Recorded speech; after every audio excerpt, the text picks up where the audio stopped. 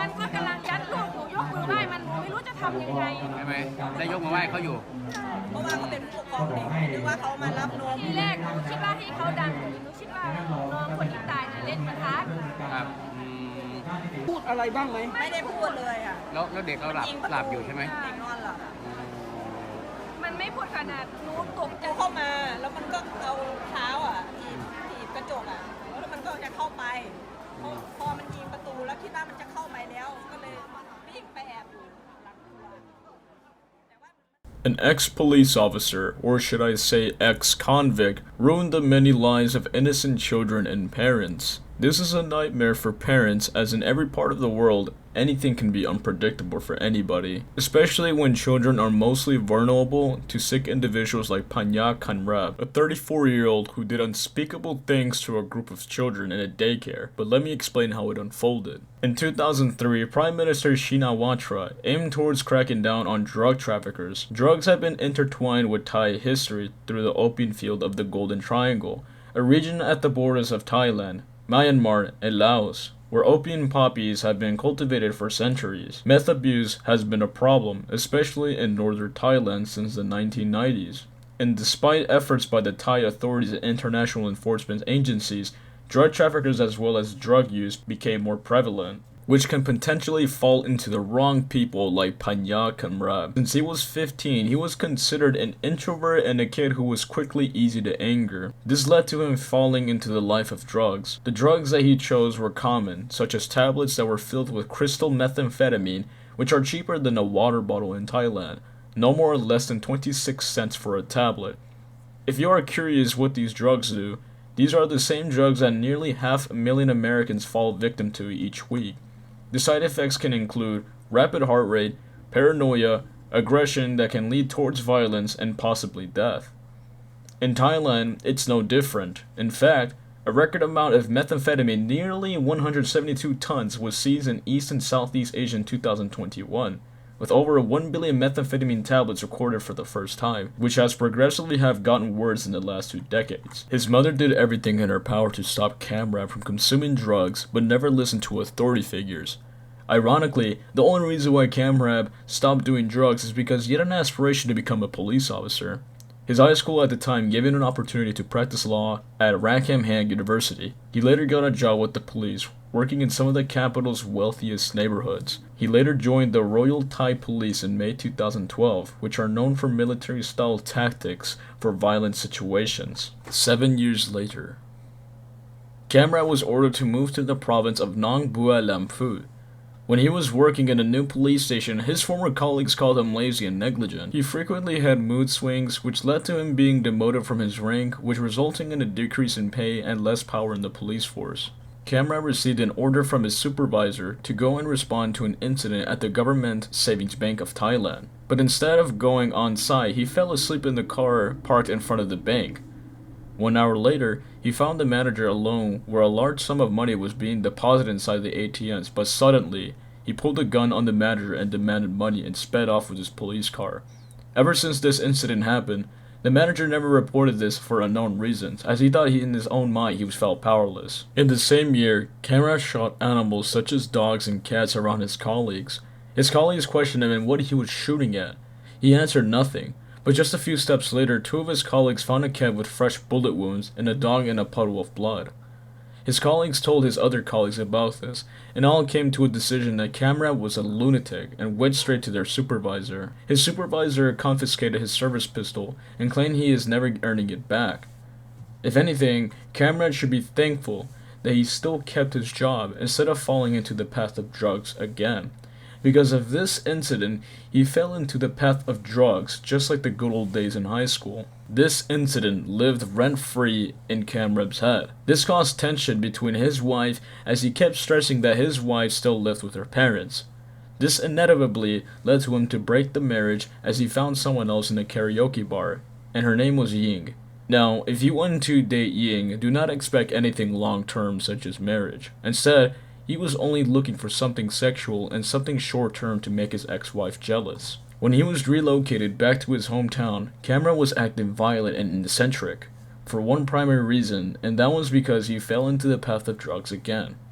It was January 2022, and Asia was still recovering from COVID, which was perfect time for drug traffickers to export in the Golden Triangle. And you must remember that the province of Nong Bua is a victim of drugs, which led to people like Camrap take drugs like yaba, the same drug that Japanese pilots consumed during World War II before ramming their fighter planes into US ships.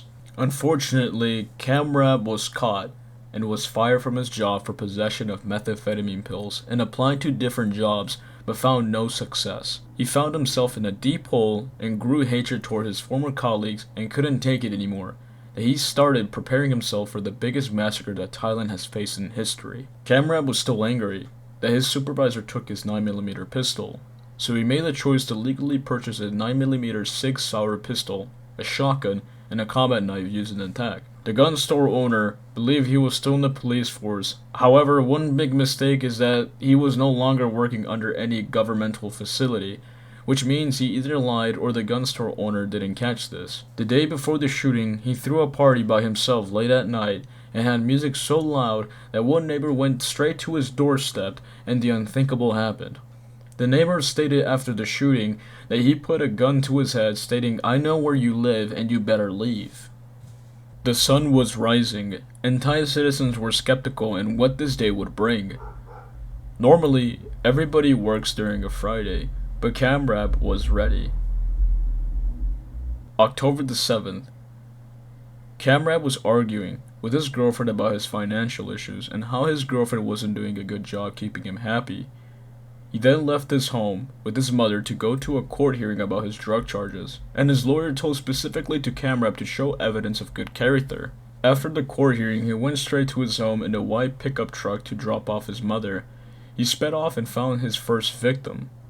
Around the corner from his home, he crashed into a man on a motorcycle outside selling water bottles. He then rolled down his window and shot him 10 times.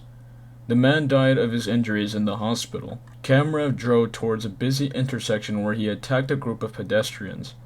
He started off by getting out of his car with his pistol and knife and stabbed his second victim 5 times, then shooting the 2 other victims in the head. He got back inside his pickup truck and drove to the nursery where the massacre took place.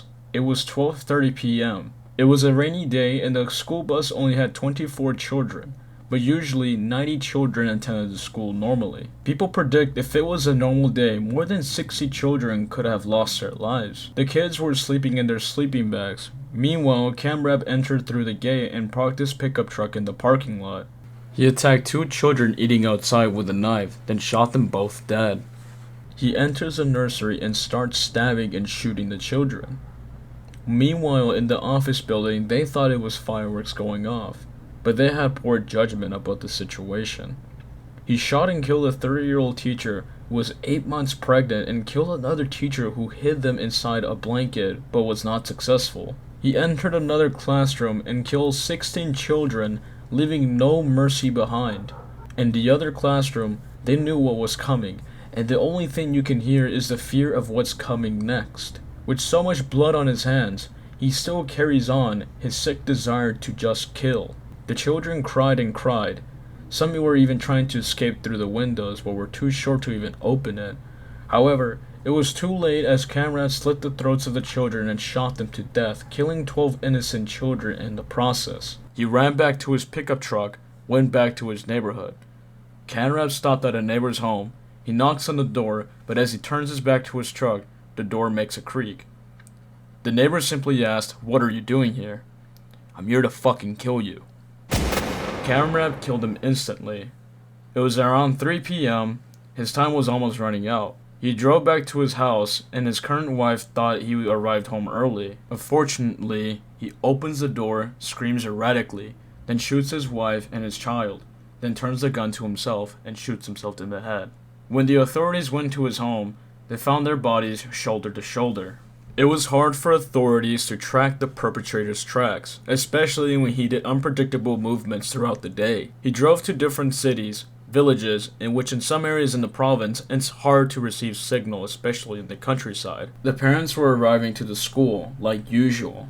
The first parent to notice this saw the 2 children face down with bullet wounds and slash marks on their bodies. I came and I saw 2 bodies in front of the school, and I immediately knew that my kid was already dead. Also, among the dead was Krisana Sola, a chubby chick 2-year-old who loved dinosaurs and football and was nicknamed the captain. He was charismatic and was the popular kid in school. He had just got a new haircut and was probably showing it off, said his aunt. There were no survivors, except one child named Emmy, who was napping next to her best friend at school. 2 hours before the massacre, the teacher was recording them having a good time doing karaoke, drawing together, and playing with their toys. This video that I'm going to show you will shatter your soul. There can be no other way to restore your humanity.